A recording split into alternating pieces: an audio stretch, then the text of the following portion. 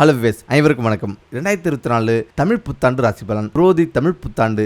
இனி கும்பராசியின் ஆட்டம் ஆரம்பம். பிரம்மாண்டமான ராஜயோகம் தான் உங்களுக்கு.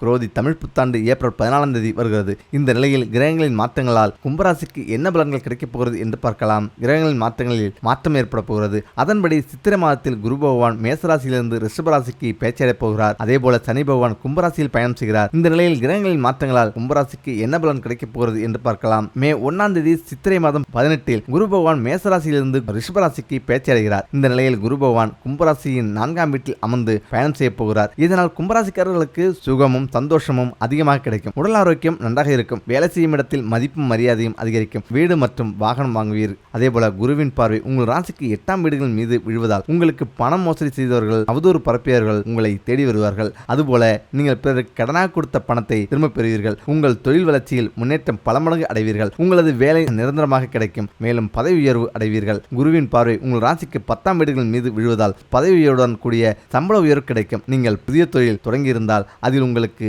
பல மடங்கு நல்ல லாபம் கிடைக்கும். அதுபோல உங்கள் 12ஆம் வீட்டை குரு பார்ப்பதால் இதுவரை தூக்கமில்லாமல் தவித்தவர்கள் இனி நிம்மதியாக தூங்குவீர்கள். இதுவரை உங்களது சுபகாரியம் எல்லாம் தடைப்பட்டு இருந்தால் இனி அது சுகமாக நடைபெறும். முக்கியமாக சனியின் சசமகா யோகம்.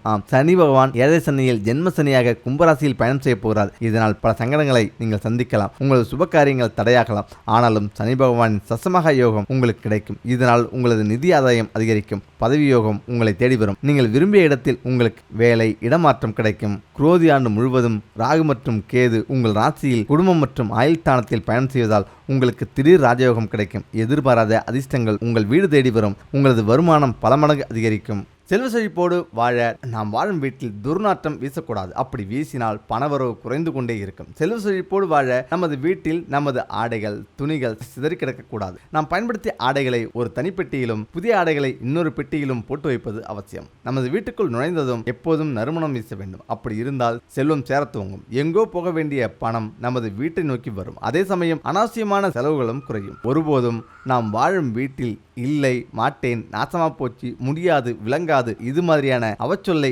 எப்போதுமே பேசக்கூடாது. குறிப்பாக வெள்ளிக்கிழமைகளில் மாலை 5 மணி முதல் 7 மணி வரை இம்மாதிரியான வார்த்தைகளை பேசுவது முற்றிலும் தவறு. வெள்ளிக்கிழமைகளில் மாலை 5 மணிக்குள் நமது வீட்டை பெருக்கி சுத்தம் செய்து அலசி விட்டுவிட வேண்டும். அலசிய பின்னர் நமது வீட்டு பூஜை அறையில் நெய்யில் தாமரை நூலில் தீபமேற்றிட வேண்டும். அதன் பிறகு 100 கிராம் உப்பு வாங்கி வருவது செல்வ வளத்தை நமது வீட்டிற்கு விரைவாக கொண்டு வரும். ஒருபோதும் இருட்டிய பின்னர் தயிர் சேர்த்த உணவுகளை சாப்பிடக்கூடாது. அப்படி சாப்பிட்டால் எவ்வளவு பெரிய கோடீஸ்வரனாக இருந்தாலும் அவன் வறுமைக்குள் விழுந்து விடுவான். குளிக்கும் போதும் தூங்கும் போதும் நிர்வாணமாக இருக்கக்கூடாது. அப்படி நிர்வாணமாக இருந்தாலும் செல்வ வளம் நம்மை விட்டு போய்விடும். ஆணோ பெண்ணோ சுய இன்பம் செய்யாமல் இருப்பதும் அவசியம். அடிக்கடி சுய இன்பம் செய்பவர்களின் வீடுகளிலிருந்து செல்வ செழிப்பு தரும் கடவுளாகிய மகாலட்சுமி புவனேஸ்வரி வெளியேறிவிட்டு அவளின் மூத்த சகோதரியான மூதேவி வந்து விடுவார். எக்காரணம் கொண்டும் தம்பதியர் இரவில் வெட்ட வெளியில் உறவு கொள்ளக்கூடாது. அப்படி செய்தால் யாராவது ஒருவரை சூட்சும சக்திகள் பிடிக்கும். அதன் விளைவாக இருவரில் யாராவது ஒருவர் அளவற்ற காமவெறி அடைந்து விடுவார். குடும்பங்கள் நாசமடைவதற்கான முதல் காரணம் இதுதான். ஒருபோதும் வீட்டில் பெண்கள் அழக்கூடாது. அவர்கள் அழுதால் வீட்டில் செல்வ வளம் தங்காது. கரடுமுடான ராக் இசை முதலான மேற்கத்திய இசையை வீட்டில் அதிகமான ஆட்களுடன் ஒலிக்க வைப்பதாலும் செல்வ வளம் நம்மை விட்டு போய்விடும். மெல்லிய இசை சினிமா பாட்டாக இருந்தாலும் சரி, கர்நாடக இசையாக இருந்தாலும் சரி, மனோத்துவ இசையாக இருந்தாலும் சரி, அடிக்கடி ஒலிக்க செய்வதன் மூலம் செல்வ வளம் நம்மை தேடி வரும். 3 நாட்களுக்கு மேல் வீட்டில் குப்பையை சேர்த்து வைத்தாலும் பணவரவு குறைந்துவிடும். ஒரு ஆடையை 2 தடவைக்கு மேல் அல்லது 2 நாட்களுக்கு மேல் அடிக்கடி அணிந்தாலும் பணவரவு குறைந்துவிடும் என்பது அனுபவ உண்மை. தினமும் வீட்டில் சொர்ண ஆகர்ஷண பைரவர் படத்தை வைத்து பின்வருமாறு வழிபாடு செய்து வருவதால் நமது நீண்டகால கடன்கள் தீர்ந்துவிடும். வரக்கடன் வசூலாகும். பணம் மிச்சமாகும். அதே சமயம் அசைவம் சாப்பிடுவதை அடியோடு கைவிட வேண்டும் என இல்லை. வெள்ளிக்கிழமை, செவ்வாய்க்கிழமை போன்ற சிவனுக்கு முருகனுக்கு வேண்டிய கிழமைகளில் சாப்பிடாமல் இருப்பது நல்லது. ஒரு எலுமிச்சம் பழத்தில் வெள்ளிக்கிழமை அன்று நயம் குங்குமத்தால் ஸ்வஸ்திக் சக்கரம் எழுதி திருவிளக்கு பாதத்தில் வைத்து வணங்கலாம். ஒவ்வொரு வாரமும் ஒரு எலுமிச்சம் பழம் வைத்து வணங்கிய பின் தனியாக எடுத்து வைக்கவும். ஒரு வருடம் ஆனதும் ஏதாவது ஒரு ஆற்றில் மொத்தமாக போட்டு 12 ரூபாய் நாணயங்களை தட்சணையாக ஜலம் ஓடும் ஆற்றில் போடவும். இதனாலும் செல்வ வளம், தன ஆகர்ஷணம் உண்டாகும். இதுவும் செய்ய முடியாதவர்கள் மாப்பொடி, மஞ்சள் பொடி கொண்டு ஸ்வஸ்திக் கோலம் போடலாம். வெள்ளிக்கிழமை தோறும் மாலை 6 மணிக்குள் ஏதாவது ஒரு பசுமாற்றுக்கு 6 மொந்தன் பழம் கொடுத்து கொண்டே வரலாம். இதனாலும் நம்முடைய பணக்கஷ்டம் தீரும். வீட்டில் ஏற்றும் காமாட்சி விளக்கில் டைமண்ட் கல்கன் போட்டு தீபம் ஏற்ற லட்சுமி கடாட்சம் ஏற்படும். வீட்டில் வெள்ளை புறாக்களை வளர்க்க பணத்தட்டுப்பாடு நீங்கும். வீட்டில் பலவித ஊறுகாய் வைத்திருக்கவும், ஏனெனில் குபேரன் ஊறுகாய் பிரியர். எனவே பலவித ஊறுகாய் வைத்திருக்க குபேர சம்பத்து வரும். நமது வீட்டிற்கு வரும் சுமங்கலி பெண்களுக்கு நீர் அருந்து தரவும், பின் மஞ்சள் குங்குமம் தரவும். இதனால்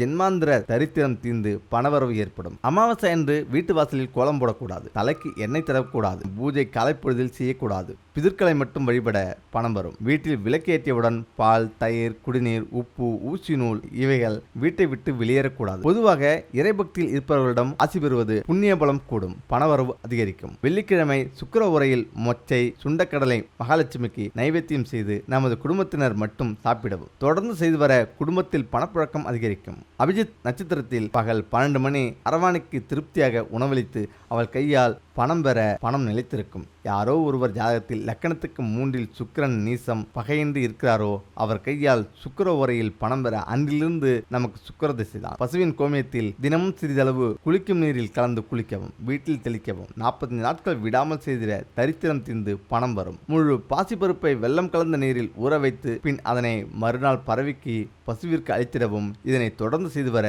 பணத்தடை நீங்கும். பெண்கள் இடது கையில் வெள்ளி முதரம் அணிய தனப்பிராப்தி அதிகரிக்கும். பசும்பாலை சுக்கிர ஓலையில் வில்வ மரத்துக்கு ஊற்றவும். 24 வெள்ளிக்கிழமை செய்திட நிச்சயம் பணம் வரும். பாசிப்பருப்பை ஒரு பச்சை பையில் மூட்டையாக கட்டி தலையில் வைத்து உறங்கி மறுநாள் அதனை ஒரு பிளாஸ்டிக் பையில் கொட்டி மூடி ஓடும் நீரில் விடவும். பணப்பிரச்சனை அடியோடு தீரும். தினசரி குளிக்கும் முன் பசுந்தயிரை உடல் முழுவதும் தடவி சிறிது நேரம் சென்று குளிக்க தரித்திரம் விலகும். குளித்தவுடன் முதுகை முதலில் துடைக்கவும், தரித்திரம் விலகும். ஆம்திஸ்ட்கள் 10 கேரட் வாங்கி பணப்பெட்டியில் வைக்க பணம் ஆகர்ஷணமாகும். சீக்கிரம் செலவாகாது. குடியிருக்கும் வீட்டில் வடகிழக்கு பகுதியில் கிணறு, நெல்லி மரம், வில்வ மரம் இருக்க அந்த வீட்டில் லட்சுமி கடாட்சம் ஏற்படும். வீட்டில் தலைவாசல் படியில் கஜலட்சுமி உருவத்தை வெள்ளித்தட்டில் வைத்து வைத்தால் செல்வம் சேர்ந்து கொண்டே இருக்கும். ஐஸ்வர்ய தூபப்பொடியுடன் துளசி பொடியும் சேர்த்து அவரது தன உரையில் தூவம் போட செல்வம் குவியும். சுக்கிர உரையில் உப்பு வாங்கிட செல்வம் குவியும். வெள்ளிக்கிழமை மாலை நேரத்தில் பசுவிற்கு உணவளிக்க செல்வம் சேரும். சுத்தமான நீரில் வாசன திரவியம் கலந்து இரு வேளையிலும் லட்சுமி மந்திரம் கூறியபடி தெளித்திட